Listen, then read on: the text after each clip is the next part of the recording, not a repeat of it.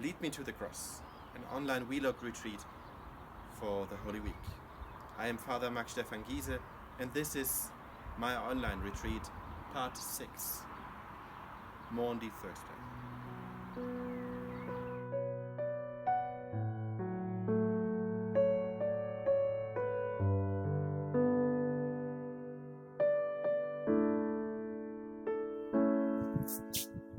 Reading from the Holy Gospel according to John, chapter 13, verses 1 to 15. Before the feast of Passover, Jesus knew that his hour had come to pass from this world to the Father. He loved his own in the world, and he loved them to the end. The devil had already induced Judas, son of Simon the Iscariot, to hand him over. So during supper, fully aware that the Father had put everything into his power, and that he had come from God and was returning to God, he rose from supper and took off his outer garments.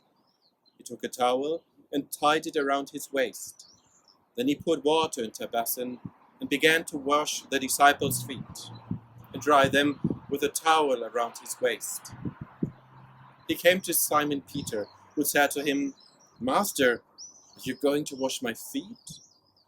Jesus answered and said to him, "What I am doing you do not understand now, but you will understand later." Peter said to him, "You will never wash my feet." Jesus answered him, "Unless I wash you, you will have no inheritance with me." Peter said to him, "Master, then not only my feet, but my hands and head as well." Jesus said to him, "Whoever has bathed has no need except to have his feet washed, for he is clean all over. So you are clean, but not all." For he knew who would betray him. For this reason he said, "Not all of you are clean." So when he had washed their feet and put his garments back on and reclined at the table again, he said to them, "Do you realize what I have done for you? You call me teacher and master, and rightly, for indeed I am. If I, therefore, the master and teacher, have washed your feet, you ought to wash one another's feet. I've given you a model to follow, so that as I have done for you, you should also do."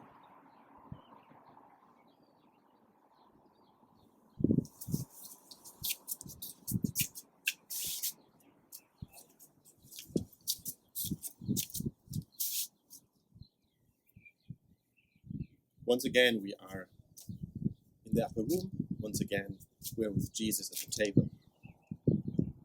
And today's mystery is so beautiful and so deep, cannot be meditated in one meditation. So I like to invite you to do as the Gospel reading does, just to focus on one of the many mysteries that are happening tonight. And this is the washing of the feet. And follow the same methodology we had in the last days. And today it's really beautiful to do so. So the first point should be that you really imagine yourself being with Jesus and the disciples in the upper room, at the table, preparing for this beautiful feast of the Passover. You're one of them, as you are one of the disciples of Christ. Not an apostle, no, but you are one of the disciples. So you are there. See how the room looks like with your inner eyes. Imagine. Maybe not the Da Vinci version. Try to make your own version. Maybe you have been to Al-Quds, to Jerusalem, to this place. Maybe you have seen other pictures. Try to see what happens with your inner eye. See how the room looks like, and see what Jesus does. How he gets up, how he goes down on his knees to wash the feet. The second point for your prayer and for your meditation is to listen what they say.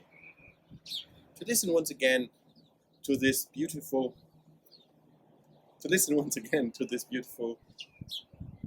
dialogue between Jesus and Simon Peter. And let your feelings coming up.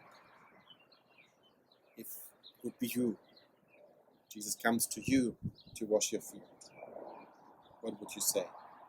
How would you react? Like Simon Peter, or in a different way?